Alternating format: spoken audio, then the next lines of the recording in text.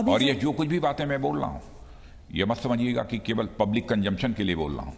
जो कुछ भी बातें बोल रहा हूँ एकदम बिल्कुल दिल की गहराइयों से बोल रहा हूँ। आप गए थे वहां पर? आप लद्दाख गए? लद्दाख में गया था और वहां मैंने अपने सेना के जवानों से भी मैंने बातचीत की।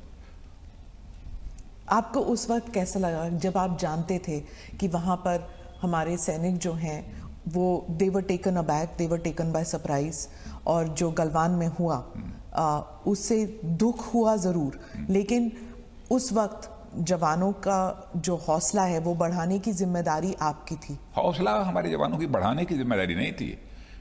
जब मैं गया था हमारे जवानों का हौसला बुलंद था। और वही मैं कहता हूं, कुछ कूटनीतिक कारण होते हैं और सिक्योरिटी से रिलेटेड सवालों का एकदम बिल्कुल खुलकर जवाब देना, खुलकर बोलना, या कभी कभी कुछ अपनी मजबूरी भी होती है, कुछ अपनी सीमाएं भी होती हैं।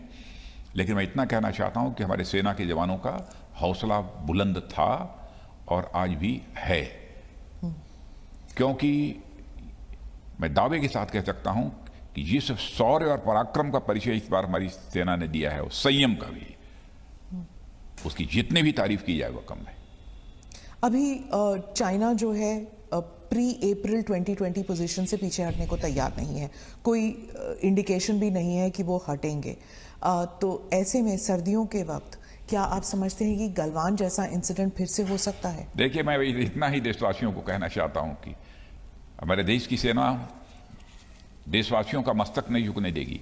क्या क्या हुआ है मैं खुलकर नहीं बोल सकता हूं, क्योंकि दोनों देशों के बीच बातचीत का दौर चल रहा है। लेकिन भारत वासियों का मस्तक झुका नहीं है, यह बात मैं दावे के साथ कह सकता हूं। सर, आपने अभी हाल ही में नॉर्दर्न फ्रंटियर की बात, और जो कुछ भी मैं कह रहा हूं, ये हमारी बात को मैं समझता हूं सीमा पर बैठा हुआ सेना का जवान भी सुनेगा तो कम से कम ये फक्र के साथ कह सकेगा कि हमारा जो रक्षा मंत्री कह रहा है वह सच बोल रहा है।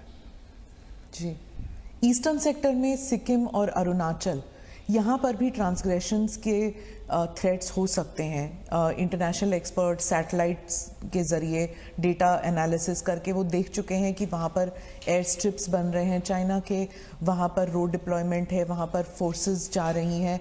क्या हमारे फोर्सेस वहाँ पर उसी नंबर के साथ और उसी मतलब वैसे ही सक्षम है टू प्रोटेक्ट आवर बॉर्डर्स? देखिए, भारत और चीन के बीच बाउंड्री को लेकर परसेप्शनल डिफरेंसेस लंबे समय से रहे हैं।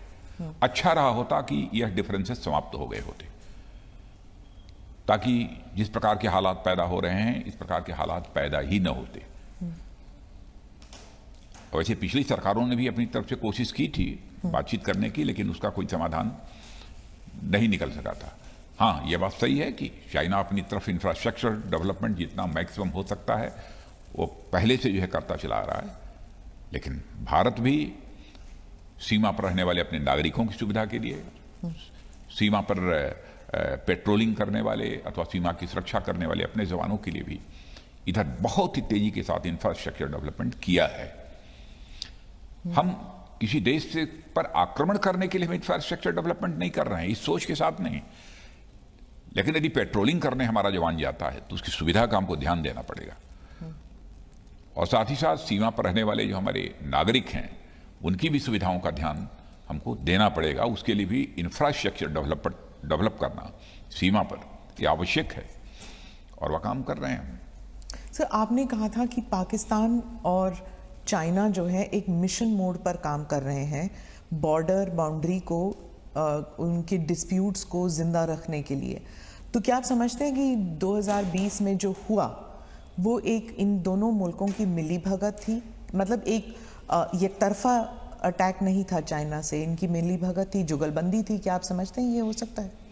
मैं इस संबंध में कुछ प्री एम्प्ट नहीं करना चाहता, और हमारी आंख तो सचमुच बिल्कुल जिसे कहा जाए ना, हमारी नज़र तो बस चिड़िया की एक आंख पर होती है। जो हमको छेड़ेगा तो हम उसे छोड़ेंगे नहीं, बस चाहे जो भी हो। वैसे हमारी कोशिश यही होती है कि हम सभी के साथ अपने अच्छे रिश्ते बनाकर रखें। Sir, but two front war के बारे में तो कई अरसे से बात चल रही है कि ये टू फ्रंट वॉर हो रहा है, होने की बात अलग है।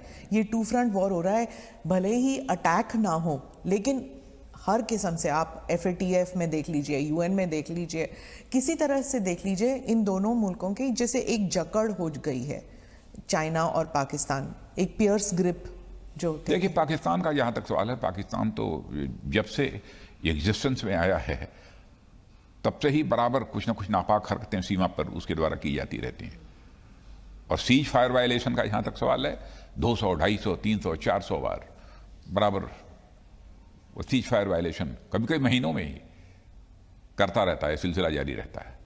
लेकिन हमारे सेना के जवान बराबर उसको मुंह तोड़ जवाब देते रहते हैं। और भारत के जवानों ने यह सिद्ध करके दिखा दिया है कि केवल इस पार से ही नहीं, आतंकवाद का सफाया करने के लिए उस पार भी जाकर आतंकवादी ठिकानों पर हमले करने की जरूरत होगी तो भारत कर सकता है।